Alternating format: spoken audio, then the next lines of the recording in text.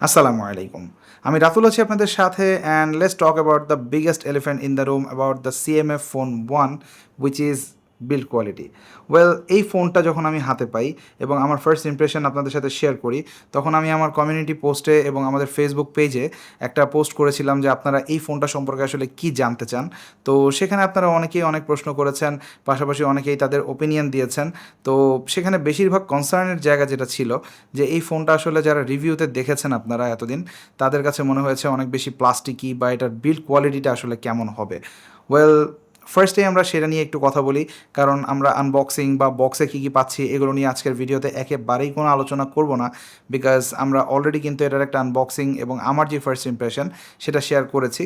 So আপনারা যারা দেখেননি সেই ভিডিওটা, সেটার লিঙ্ক আমি ডিসক্রিপশনে দিয়ে দিব এবং কার্ডেও থাকবে, আপনারা দেখে নিতে পারেন। তো প্রথমেই যদি বিল্ড কোয়ালিটি নিয়ে বলি, এই ফোনটা প্লাস্টিকই এবং এটাতে কোনো রকম সন্দেহ নেই যে এটা যখন আপনি হাতে নেবেন আপনার কাছে একেবারেই প্লাস্টিক ফিল দিবে। পাশাপাশি এই ফোনটার যে টেক্সচার সেটাও খুব বেশি প্রিমিয়ামনেস দিচ্ছে আপনাকে, ব্যাপারটা এরকম আমি বলবো না। এবং আমি এখানে কিছুটা মিক্সড ব্যাগ এক্সপিরিয়েন্স আমি আপনাদের সাথে শেয়ার করব। আমার কাছে যদি আমার ওপিনিয়ন চান, আমি বলবো যে এটা আমার কাছে ভালো লেগেছে, বেশ ভালো লেগেছে। এবং আপনারা যারা ওয়ানপ্লাসের প্রিভিয়াস যে স্যান্ডস্টোন ফিনিশটার সাথে পরিচিত ছিলেন, এটা কিন্তু অলমোস্ট মানে সেরকম অতটা রাফ না, বাট কাছাকাছি একটা ফিল কিন্তু হাতে দেয়। আর যেহেতু এটা সম্পূর্ণ ম্যাট ফিনিশের, সো এটাতে ফিঙ্গারপ্রিন্ট পড়ার চান্স অলমোস্ট জিরো। বাট আমি আবার যখন এটা অন্যান্যদের হাতে দিলাম, এর মধ্যে থেকে কেউ কেউ আমাকে বলেছে যে ফোনটা আসলে দেখতে একটু চিপ লাগছে। আবার অনেকেই কিন্তু এটার ডিজাইনকে অনেক বেশি অ্যাপ্রিসিয়েট করেছে আমার ফ্রেন্ড সার্কেলে যারা ফোনটা আমার হাতে দেখেছে। তো একটা ব্যাপার আমাদেরকে আবার অ্যাডমিট করতেই হবে, সেটা হচ্ছে মিড রেঞ্জ মার্কেটের যে ইন্টারেস্টিং ফ্যাক্টর ছিল এতদিন স্মার্টফোনে, সেটা কিন্তু অনেকটা আমরা হারাতে বসেছিলাম বলতে পারেন। মোস্টলি প্রত্যেকটা ব্র্যান্ড চেষ্টা করতো যে একেবারে টপ অফ দ্য লাইন যে ফ্ল্যাগশিপ ফোনগুলো রয়েছে সেগুলোর যে ডিজাইন প্যাটার্ন সেগুলোকে কিছুটা কপি করে সেটা থেকে কাট ডাউন করে সেরকম কোনো একটা ডিজাইন আপনাদের সামনে উপস্থাপন করতে, অর্থাৎ আর&ডিতে যে খরচটা তাদের করতে হতো সেটা কিন্তু তারা এতদিন করেনি মিড রেঞ্জ মার্কেটে। But for the first time in a very long time আমরা সিএমএফের কাছ থেকে কিন্তু অন্ততপক্ষে একটা নতুন জিনিস দেখতে পেলাম, যে তারা এন্ট্রি সেগমেন্টের একটা ফোনে ডিজাইনে অ্যাটলিস্ট আর&ডিতে কিছুটা নতুনত্ব কিন্তু আনার চেষ্টা করেছে। তো এই ব্যাপারটাতে অবশ্যই সিএমএফকে আমি অ্যাপ্রিসিয়েট করব এবং আমি আশা করব তারা এই যে একটা স্টার্ট করলো এটার যেন কন্টিনিউয়েশন থাকে।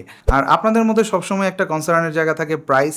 তো এই ফোনটার যে বেস ভেরিয়েন্ট সেটা বর্তমানে বাংলাদেশে পাওয়া যাচ্ছে 26,000 থেকে 27,000 টাকার মধ্যে, যেটা 6128। আর 8256 একটা ভেরিয়েন্টও আসবে, সেটার দাম হয়তো 30,000 প্লাস হবে। তো এই প্রাইস রেঞ্জে আপনাকে কী কী স্যাক্রিফাইস করতে হচ্ছে বা আপনি আসলে কী পাচ্ছেন বা মার্কেট কম্পিটিশনের তুলনায় ফোনটা কেমন হবে, এসব নিয়ে আরেকটু ডিটেলে আমরা যাব। তবে তার আগে আপনাদেরকে জানিয়ে দিব আমাদের আজকের স্পন্সর সম্পর্কে। আমাদের আজকের স্পন্সর ট্রিপলয়, এবং তারা মূলত একটা স্টুডেন্ট কনসালটেন্সি ফার্ম। এবং এই মুহূর্তে ট্রিপলয়তে একটা চমৎকার অফার চলছে যেটা ড্রিমার 101। এবং এই অফারে আপনি যে বেনিফিটটা পাবেন তা হচ্ছে, আপনি যদি তাদের কাছ থেকে ফাইল ওপেনিং করেন সেই ক্ষেত্রে যে কোনো ধরনের ইংলিশ যে প্রফিসিয়েন্সি টেস্টগুলো রয়েছে সেগুলোতে থাকছে 100% ক্যাশব্যাক, স্পেশালি আমার যে ভিউয়ার্স তারা, তাদের জন্য। যেমন আইএলটিএস, পিটি, ডুয়েলিঙ্গো এগুলোতে আপনি 100% ক্যাশব্যাক পাবেন। এছাড়াও থাকছে full free file opening and no service charge even after getting the visa. তো এই অফারটা পেতে হলে আপনাকে যেটা করতে হবে, আপনাকে ভিজিট করতে হবে তাদের যে অফলাইন অফিস মিরপুর ডিএইচএসে রয়েছে, যার ঠিকানা আমি ডিসক্রিপশনে দিয়ে দেবো। সেখানে গিয়ে আপনারা জাস্ট রাতুল 101 এই কোডটা ব্যবহার করবেন, তাহলে কিন্তু আপনারা এই অফারটা অ্যাভেল করতে পারবেন। Alright, back to CMF phone 1। এই ফোনটার ডিজাইন নিয়ে আমরা অনেকক্ষণ কথা বললাম এবং এটাতে কিন্তু ডিজাইনে বেশ কিছু কার্যকারিতাও রয়েছে। শুধুমাত্র যে এটা আপনাকে একটা ইউনিক ডিজাইন দিচ্ছে তা কিন্তু না, পাশাপাশি এতে কিন্তু বেশ কিছু ফাংশনাল বেনিফিটসও রয়েছে। ফার্স্ট অফ অল, এটার ব্যাক পার্ট চেঞ্জ করা যায়, আপনারা ইতোমধ্যে জানেন। এবং আমার কাছে যেটা মনে হয়েছে সিএমএফ আসলে সেই দিকেই আগাচ্ছে এবং তারা একটা ইকোসিস্টেম বিল্ড করার ট্রাই করছে, যাতে করে আপনি কিন্তু যে কোনো সময় চাইলে এটার যে ওভারঅল লুক সেটাকে চেঞ্জ করে ফেলতে পারেন অল্প কিছু টাকা খরচ করে। যদিও অল্প কিছু টাকা আমাদের জন্য অল্প না, কারণ এই ফোনগুলো যারা কিনবে তাদের কিন্তু বাজেট রেঞ্জ আসলে 30,000 টাকার নিচে, বা ইন্ডিয়ান মার্কেট যদি আমরা কম্পেয়ার করি সেক্ষেত্রে 16-17 হাজার টাকার নিচে। তো সেই হিসেবে এটা যেই অ্যাক্সেসরিজগুলো সেল করছে এক্সট্রা সিএমএফ, সেগুলোর দাম কিন্তু 1500 থেকে 2,000 টাকা। এর মধ্যে ল্যানিয়ার্ড রয়েছে।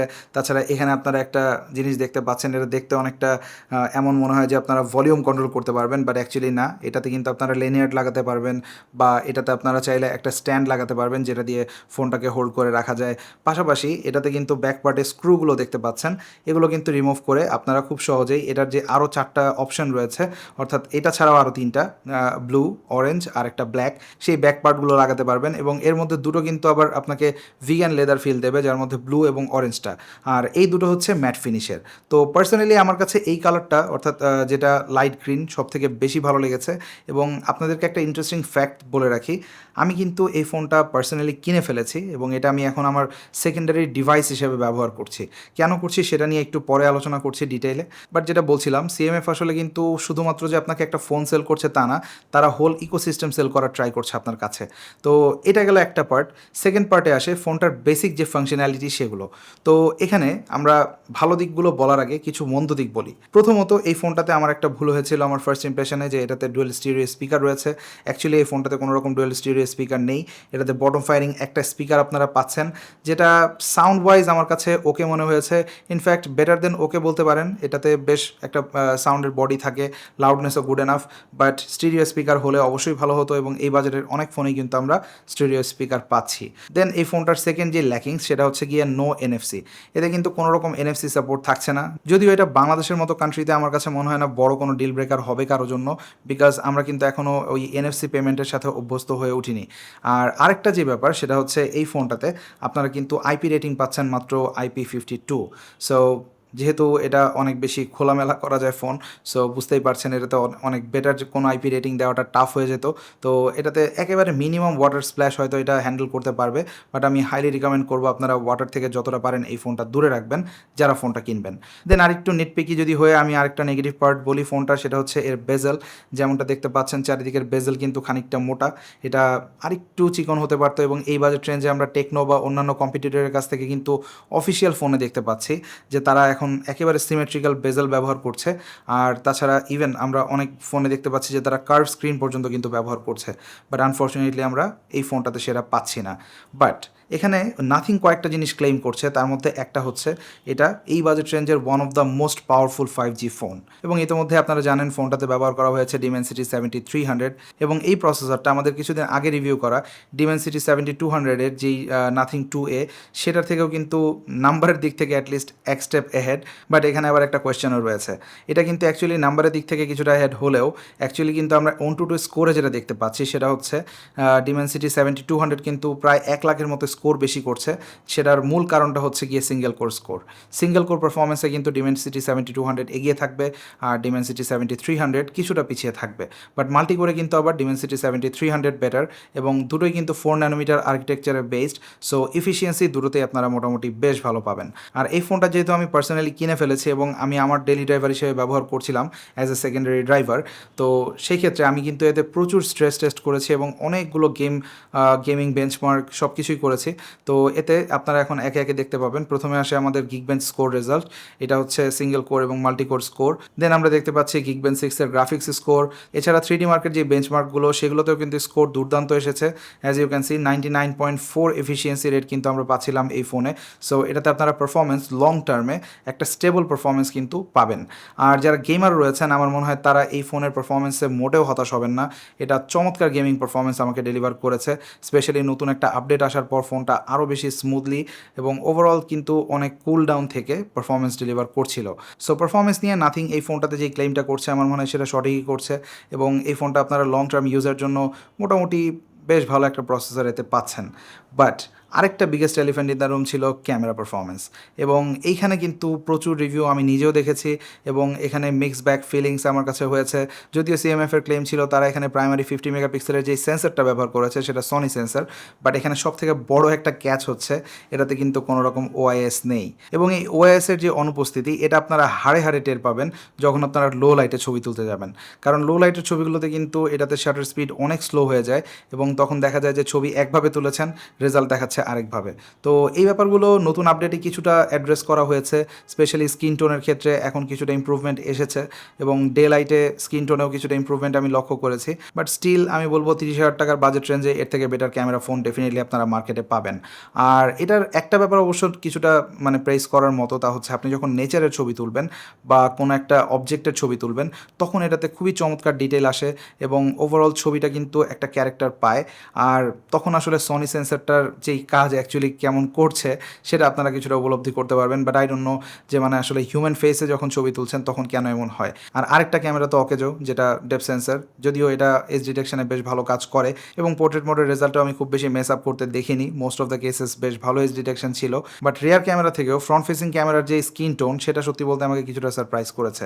এটা আমার কাছে মনে হয়েছে যে মাচ মোর ন্যাচারাল এবং আপনারা সেলফি ক্যামেরা হিসেবে একটা এই বাজেটের ফোনে যেমন এক্সপেক্ট করেন এটা কিন্তু ঠিক তেমনটাই আপনাকে ডেলিভার করবে। দেন আসা যাক ফোনটার আমার সব থেকে ফেভারিট পার্ট, এর সফটওয়্যার এক্সপিরিয়েন্স, যে কারণে মূলত ফোনটা আমার কেনা হয়েছে। তো এই ফোনটাতে আপনারা পাচ্ছেন nothing OS 2.6 and full ফ্লেজ nothing OS 2.6। এটাতে কোনো রকম কর্নার কাট ডাউন করা হয়নি, কোনো ফিচার বাদ দেওয়া হয়নি এবং ওভারঅল আপনারা একটা নাথিংয়ের প্রিমিয়াম ফোনের যেই ফিচারগুলো পেতেন, যেই কাস্টমাইজেশন অপশনগুলো পেতেন, তার সবই কিন্তু আপনারা এই ফোনটাতে পাচ্ছেন। আচ্ছা, আপনাদেরকে যদি প্রশ্ন করা হয় যে আপনারা পিক্সেল কেন পছন্দ করেন, আপনাদের মধ্যে অনেকেই রয়েছে যারা পিক্সেল ফোনগুলো পছন্দ করে, তো বেশিরভাগই হয়তো উত্তর দুটো দেবে, একটা হচ্ছে ক্যামেরা আর একটা হচ্ছে সফটওয়্যার। তো ক্যামেরার পার্টটা তো আমরা নিয়ে আলোচনা করলামই, এবার সফটওয়্যার পার্টে আমি যদি আসি, আমি যদি পিক্সেলের অল্টারনেটিভ হিসেবে কোনো একটা ফোন ব্যবহার করতে চাই, I should definitely consider nothing and nothing OS. কারণ নাথিং ওএস আসলে আমাকে এতটাই ইমপ্রেস করেছে। Just look at the lock screen. এটাতে আপনারা লক স্ক্রিনেও বেশ কিছু উইজেটস পাচ্ছেন যেগুলো দেখতে চমৎকার এবং এর প্রত্যেকটাই কিন্তু ফাংশনাল। এবং আমি একটু আগে যে ডিসপ্লে নিয়ে বলছিলাম, ডিসপ্লের বেজেল নিয়ে, ডিসপ্লে নিয়ে এত ডিটেলে কথা বলা হয়নি, এখন আমি বলবো।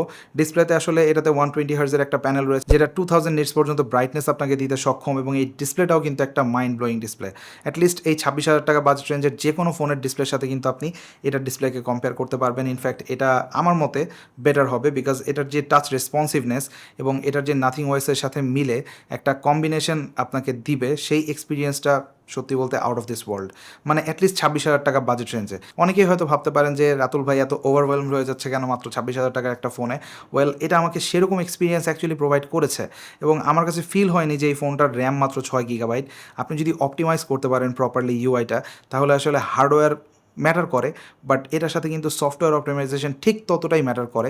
কারণ আমরা আইফোনের স্টোরি সম্পর্কে জানি, আইফোনের কিন্তু এই 15 প্রোর আগে যতগুলো মডেল রয়েছে সবগুলোতে কিন্তু ম্যাক্সিমাম র্যাম ছিল 6 GB। But still those were the fastest phone on the market. So এই ফোনটাতেও আমার মনে হয় নাথিং এইরকমই ম্যাজিক্যাল কিছু করেছে, যার কারণে এটার ইউআই এত স্মুথ এবং ওভারঅল যে এক্সপিরিয়েন্স সেটা চমৎকার ছিল। যদিও আপডেটের ক্ষেত্রে এখানে আমার মনে হয় নাথিং কিছুটা কার্পণ্য করেছে, বিকজ তারা এখানে মেজর সফটওয়্যার আপডেট দিবে 2টা, আর এর সাথে আপনারা সিকিউরিটি আপডেট পাবেন 3 বছর। এটা আরও 2 বছর বাড়লে ভালো হতো, বাট যেহেতু একেবারেই বাজেট রেঞ্জের ফোন, সো এটা নিয়ে খুব বেশি কমপ্লেন করছি না আমি। আর আরেকটা যে জায়গাতে কোনো রকম কমপ্লেন করার সুযোগ ফোনটা আমাকে দেয়নি তা হচ্ছে ব্যাটারি লাইফ। ফোনটাতে আপনারা পাচ্ছেন 5000 mAh ব্যাটারি, সাথে 33 ওয়াটের চার্জিং সাপোর্ট করে। যদিও বক্সে সাইজ দেখেই বুঝেছেন আনবক্সিংয়ের কোনো রকম চার্জার আসে না। আর এটার চার্জার কেনার আগেও কিন্তু একটু খেয়াল রাখবেন যে সব চার্জারে কিন্তু এটাতে ফাস্ট চার্জিং সাপোর্ট করবে না, আপনাকে পিটি চার্জিং সাপোর্টের যে পাওয়ার ব্রিকগুলো রয়েছে সেগুলোই কিন্তু ইউজ করতে হবে এই ফোনটার সাথে। তো এই ফোনটা 1 আওয়ারের মতো সময় নিচ্ছিল ফুল চার্জ হতে, যেটা খানিকটা বেশি সময় বলতে পারেন। বাট এটার যে ব্যাটারি লাইফ সেটা আমি একেবারে ফুল স্ট্রেসে ইউজ করে, একদিন আমি সারাদিন এটাতে 4Gতে ছিলাম এবং এটাতে যে একটু আগে বললাম যে প্রচুর বেঞ্চমার্ক করেছি, গেমিং করেছি, তারপরও এটা কিন্তু আমাকে ইজিলি 7.5 ঘন্টার মতো স্ক্রিন অন টাইম দিচ্ছিল। আর আপনি যদি মডারেট ইউজ করেন ইজিলি আপনি 10 hours plus screen on time পাবেন, যেটা 120 হার্টজ অন করে। তো ওভারঅল আমি একেবারে সাম আপ করে দিই খুব সিম্পল একটা ওয়েতে। আপনি আসলে একটা ফোন থেকে কী চান? ট্রেডিশনাল ফিচার্স বলতে আমরা বোঝাচ্ছি যে একটা ব্যালেন্স থাকবে ডিজাইনে, ক্যামেরাতে, পারফরমেন্সে, সব কিছুতে। সেক্ষেত্রে মার্কেটে কিন্তু মোটো G85 থেকে শুরু করে মোটো H50 ফিউশন এই ধরনের ফোনগুলো রয়েছে, যেখানে আপনারা কার্ভ ডিসপ্লে পাচ্ছেন, ক্যামেরাও মডারেট, সফটওয়্যার চমৎকার, সব মিলিয়ে ওভারঅল বেশ ভালো। বাট আপনি যদি একটু ডিফারেন্ট কোনো কিছু টেস্ট করতে চান এবং আপনি চান যে একটা সলিড ইউজার এক্সপিরিয়েন্স এবং অলমোস্ট পিক্সেলা লাইক একটা মানে সফটওয়্যার এক্সপিরিয়েন্স, সেক্ষেত্রে আমার মনে হয় নাথিংয়ের এই CMF phone 1 is a mind blowing option for you. তো এটার প্রাইস আমি আশা করব খুব শীঘ্রই কমে যাবে। এখন 26,000 টাকা, এটা যদি 23-24,000-এর মধ্যে চলে আসে, I think it will be fantastic. তো আমার পক্ষ থেকে তো অবশ্যই রিকমেন্ডেড থাকবে, এবং এতক্ষণ পর্যন্ত ভিডিওটা যারা দেখেছেন তারা হয়তো বুঝে গেছেন যে আমি আসলে কেন এই ফোনটা কিনে ফেলেছি। তো আপনাদের কাছে আমার এই ডিসিশনটা কেমন লাগলো সেটা অবশ্যই কমেন্ট সেকশনে জানাতে পারেন, আর এই ফোনটা সম্পর্কে আপনাদের কোনো মতামত থাকলে সেটাও জানাতে পারেন কমেন্ট সেকশনে। ভিডিওটা ভালো লাগলে লাইক অ্যান্ড শেয়ার করতে পারেন, ভালো না লাগলে কেন লাগেনি সেটাও জানাতে পারেন কমেন্ট সেকশনে। দেখা হবে পরবর্তী কোনো ভিডিওতে, সে পর্যন্ত সবাই অনেক অনেক ভালো থাকবেন, সুস্থ থাকবেন। আল্লাহ হাফেজ।